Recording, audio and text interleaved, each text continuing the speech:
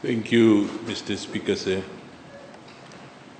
Mr. Speaker, sir, at the outset, I wish to thank you for accommodating my request. Naka. Honorable Prime Minister, fellow Cabinet Ministers, and Honorable Members of Parliament. Mr. Speaker, sir, I rise to speak in support of the 2022-2023 National Budget delivered by the Honorable Minister of Economy and Attorney General.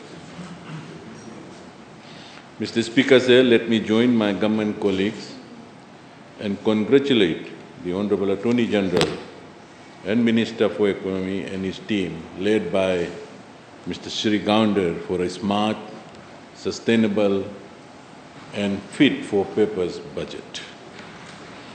Mr. Speaker, sir, allow me to make a few general comments before I turn to specific remarks relating to the areas of employment, productivity, industrial relations, youth and sports that falls under my ministerial portfolio.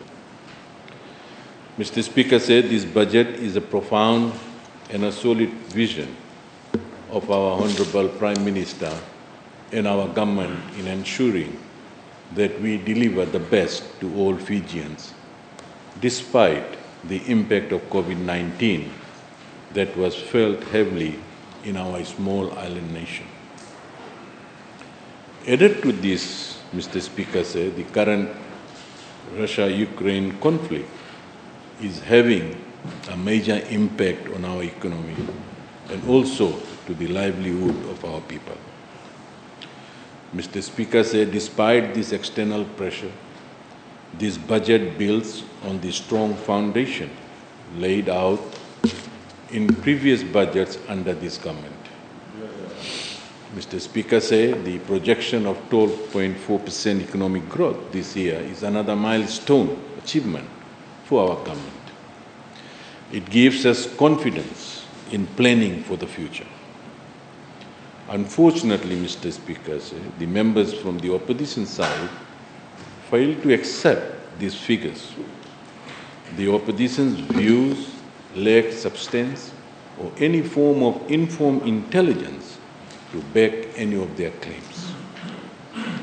Mr. Speaker, this budget is an impressive documentation of our consolidation and recovery that underlines how this government has dealt with the external or global and internal challenges through these difficult times.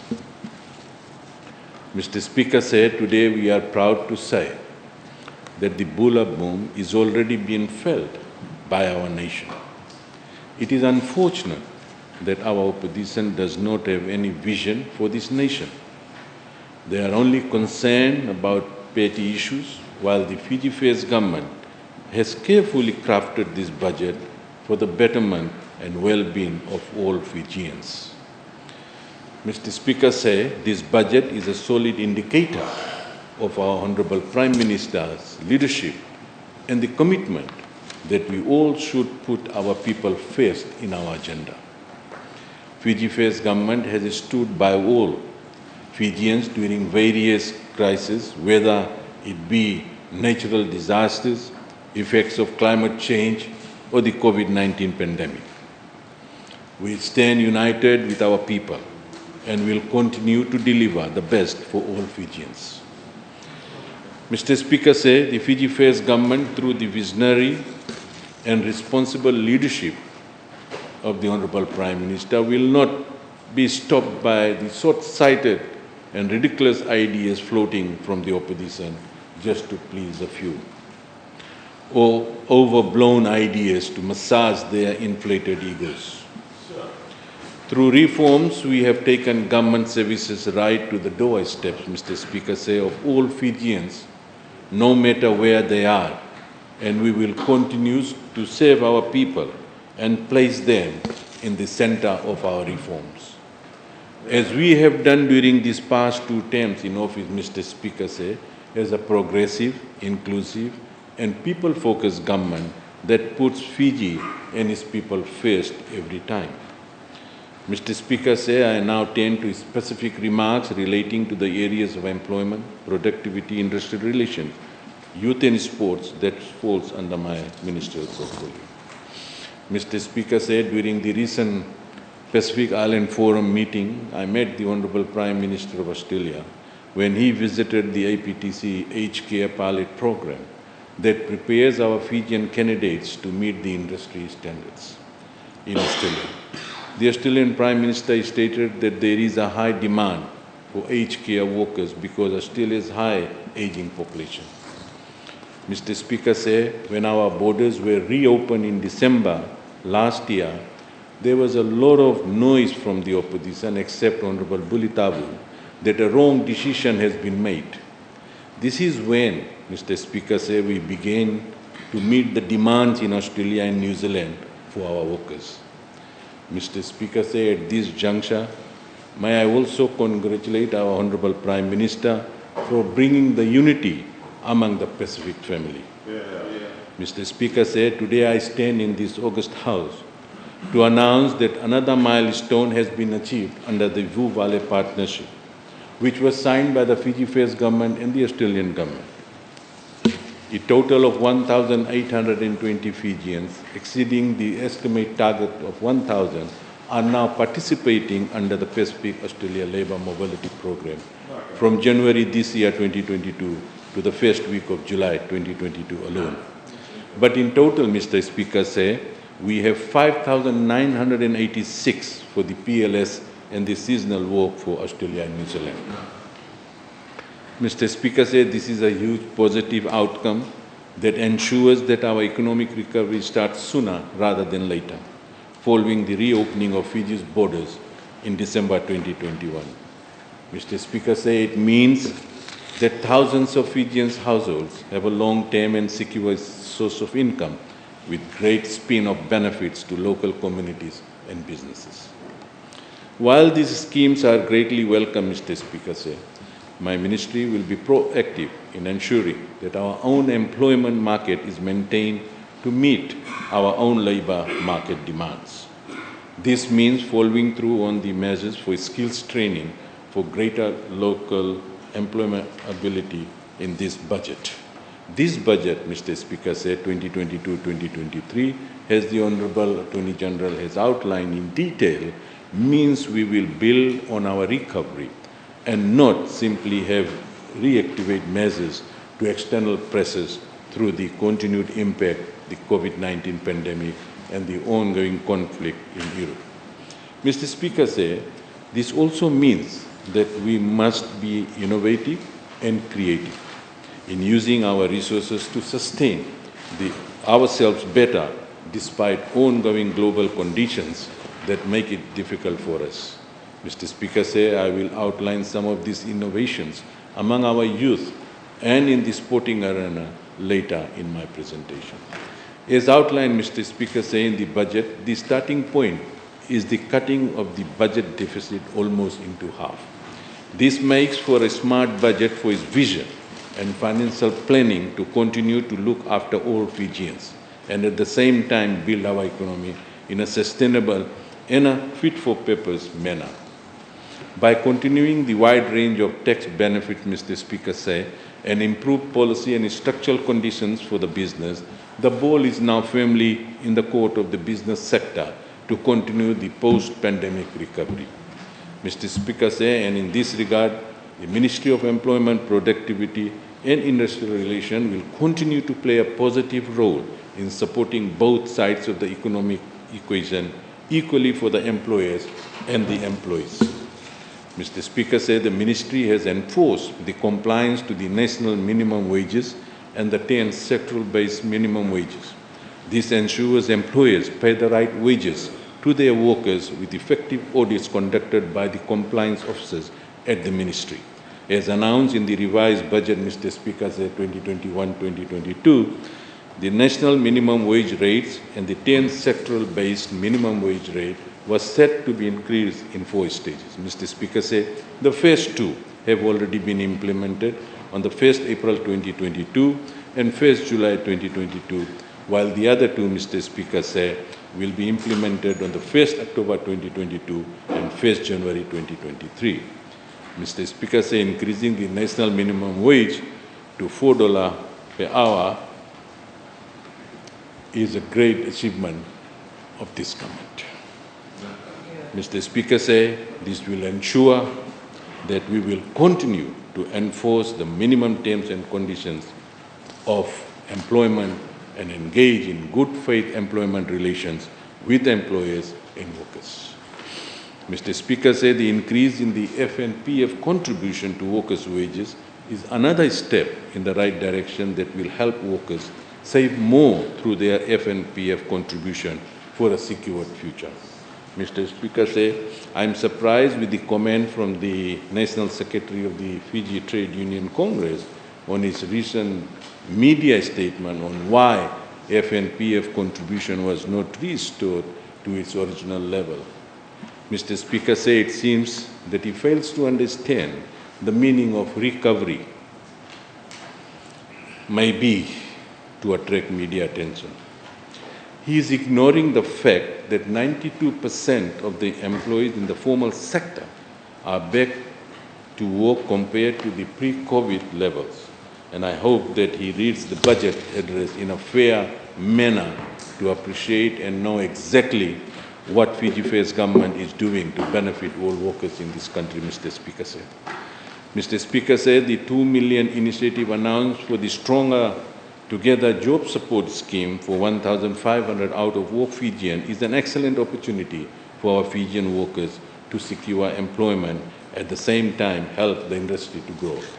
Mr. Speaker said the rebranding of TVET to skills qualification is an excellent move that will attract more students to take up skills qualification at the tertiary training institutions and at the same time assist in the skills shortage faced at the industry level.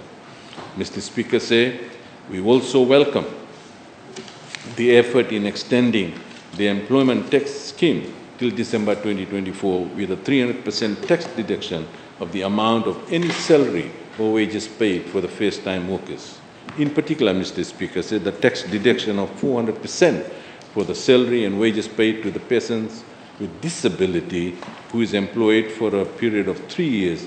And Mr. Speaker, this is another positive and inclusive step in narrowing the employability gap of persons with disability.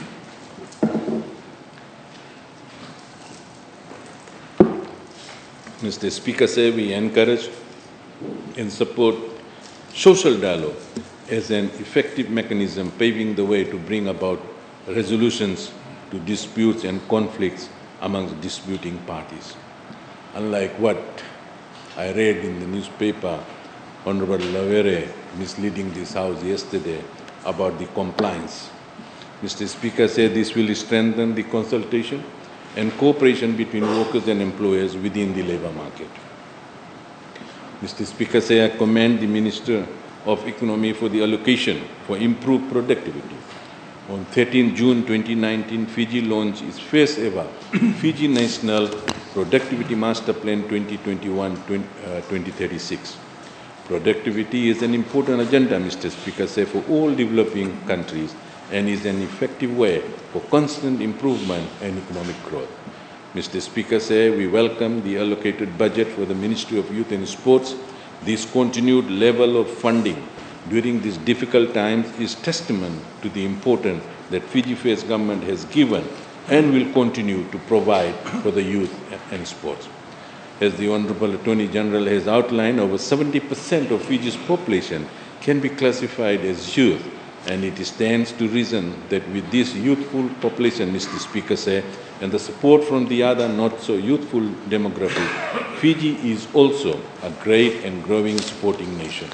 Mr. Speaker, the key focus areas for the ministry remains in youth and sports, development programs. Budget submission for 2022-2023 is aligned closely to these areas and continuing to drive government's agenda that development programs developed and managed by the ministry is made available to all eligible Fijians and it is inclusive. Mr. Speaker, as we continue to grow this sector, and this sector grows on its own accord, we will focus on new game plans that consider the socio-economic impact on angles to this growth. Mr. Speaker said this means that we need to move towards development models that are in touch with global developments. Sport is now big business, Mr. Speaker said. While we work on and achieve our goals in that direction, as a responsible ministry of a responsible government, we will not forget the small picture that is sport is for all. Mr. Speaker said we will ensure that our local communities and community sports gets all the attention and care that it deserves. In terms of youth development, Mr. Speaker said, initiatives with an allocation of 516,000, the ministry continues to work with youth groups. This includes providing empowerment and development training programs and initiatives to enable young people in our Fijian communities, Mr. Speaker said. We must realize the potential they have in the vast unutilized land and local resources. And we have found that the Youth Farm initiative, while providing immediate relief during the worst of COVID, is a viable means of growing this sector beyond that. It is now grown into a long-term and sustainable project that provides food security, economic opportunities, and gainful employment and employment creation opportunities, Mr. Speaker said. Mr. Speaker said the ministry also intends to increase youth enrollment into our TVET as we see this is as a meeting local employment needs in key areas, as well as continuing a workforce that is work ready for initiatives such as the Pacific Labour Mobility Scheme. Mr. Speaker says sports as an enabler of sustainable development has continued economic impact, not least through sporting remittance, but also through the growth of Fiji as a regional sporting powerhouse. This has included the hosting of a growing range of Oceania-level sports, as well as more international events that bring in revenue, recognition and promotion of brand Fiji, as well as Sports Fiji. Mr. Speaker said we will continue to grow in this area. Mr. Speaker said from a sports development point of view, the key focus of government is to continue to invest in local infrastructure. The growth of high-profile Fijian sports people and our sporting teams in the last decade also has been among other factors due to the investment by this government as local level infrastructure. We will continue to upgrade of existing facilities and development of new facilities across Fiji to enable all Fijians to have access to world-class facilities to maximize participation of all Fijians in sports. This will also involve working with a range of development partners to promote inclusive sporting programs. In particular, Mr. Speaker, say in terms of gender inclusivity and promotion of women and girls in sports. Fiji continues to be the leader in the Pacific region in terms of promotion of gender equality. This has seen women participation continues to increase on a yearly basis, with notable achievement for women in sports being the bronze medal won by the Fijian Sevens at the recent Tokyo Olympic Games, and the Fijian 15th women claiming the 2022 Super Rugby Women's Competition, Mr. Speaker said. Mr. Speaker said the competition of the teams and others, such as the Fiji Women's Soccer and Netball team, shows that this program has great reach across Fiji, including the remote and maritime areas, and is not restricted to narrow urban corridors, Mr. Speaker said. Again, this is a result of the combined effort with the National Sporting Association for promotion of sports across Fiji with equal opportunities and access for all Fijians, Mr. Speaker said. Mr. Speaker said, considering the power of sports in community building, the ministry has worked closely with the Fiji National Sports Commission in empowering communities to take ownership of sport. The Commission, through government funding, have helped set up 46 community sports associations around the country. Mr. Speaker said the Community Sports Association is an association of members of registered youth clubs, single and multi-sports clubs, and work together to facilitate community sports and physical activities. Mr. Speaker said government is providing funding this year for this community sports association to grow and lead the revival of community and Tikina provincial-based competition with a multi-sports focus. Mr. Speaker said this 3.81 billion blueprint by the Fiji First government only reassures that people and their rights, needs and aspirations are at the heart of our economy. It is a people-centered budget, Mr. Speaker said, a kind, considerate, yet robust budget designed to heal, build and consolidate a prosperous, peaceful and progressive Fiji for all Fijians. Mr. Speaker said, I have been in this parliament for the last 8 years. And this is the first time I have observed the opposition member making a point of order against our opposition member of his own colleague. In fact, it's a very historical day.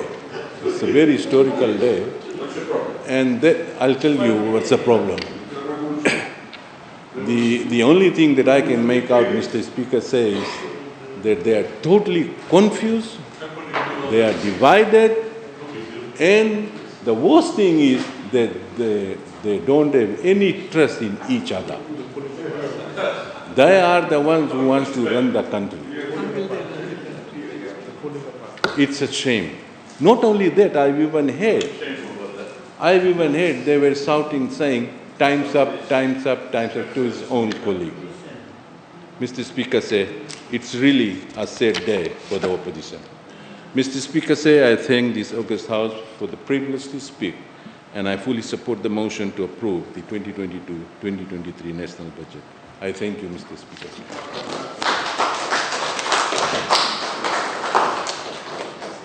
I thank the Honourable Minister for his contribution to the debate.